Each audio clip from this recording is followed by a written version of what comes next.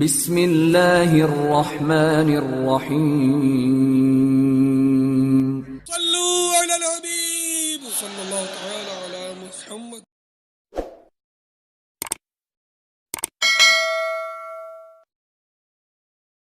معراج مصطفیٰ بہت عظیم الشان معجزہ ہے۔ میرے نبی آخری نبی محمد عربی صلی اللہ علیہ وآلہ وسلم 27 رجب المرجب کی شب حضرت ام ہانی رضی اللہ عنہا کے گھر آرام فرما رہے تھے۔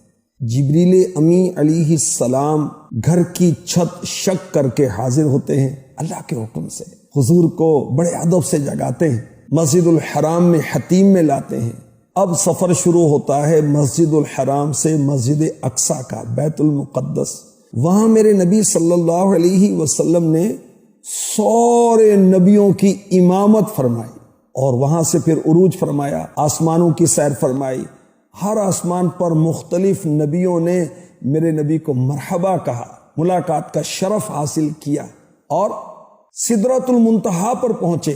جبریل امی علیہ السلام پیچھے رہ گئے، میرے نبی آگے تشریف لے گئے۔ لامقام پر پہنچے، رب کے حضور خاص قرب حاصل کیا۔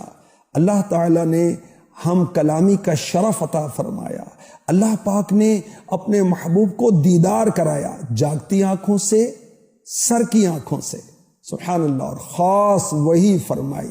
میرے آقا صلی اللہ علیہ وسلم نے شب معراج جنت کا مشاہدہ فرمایا، اور جنت میں تشریف فرما رہ کر دوزخ کو دیکھا، اس کے عذابات کو دیکھا، پھر واپس تشریف لائے۔ کس شان کے ساتھ کہ جب گئے تھے تو دروازہ مبارک کی کنڈی ہل رہی تھی، اور جب واپس آئے تو اب بھی کنڈی ہل رہی تھی۔ برسوں کا سفر آنن فانن۔ سورہ بنی اسرائیل میں ارشاد ہوتا ہے، پاک ہے وہ ذات جس نے اپنے خاص بندے کو رات کے کچھ حصے میں مسجد حرام سے مسجد اقصی تک سیر کرائی، جس کے ارد گرد ہم نے برکت رکھی ہیں تاکہ ہم اسے اپنی نشانیاں دکھائیں۔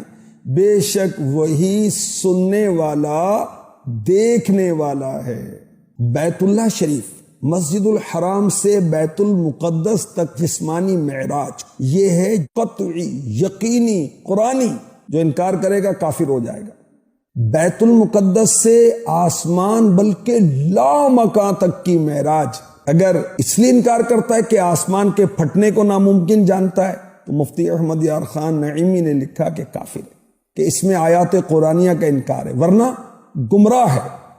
اور وہاں سے رب کی بارگاہ میں حاضری، مناجات، رب کا دیدار وغیرہ کا انکار کرتا ہے تو یہ بھی خاطی ہے۔ تو آیت کریمہ میں سبحان الذی اسری بعبدہ لیلا من المسجد الحرام الی المسجد الاقصی الذی بارکنا حولہ، یہاں تک جو بیان ہوا یہ ہے بیت المقدس تک کی معراج۔ لنریہ من آیاتنا، اس میں ہے آسمانی معراج کا ذکر۔ انہ هو السمیع البصیر، اس میں لامکانی معراج کا ذکر ہے۔ اور معراج مصطفیٰ بہت سارے معجزات کا مجموعہ ہے۔ اللہ پاک ہمیں معراج کی برکتیں نصیب فرمائے۔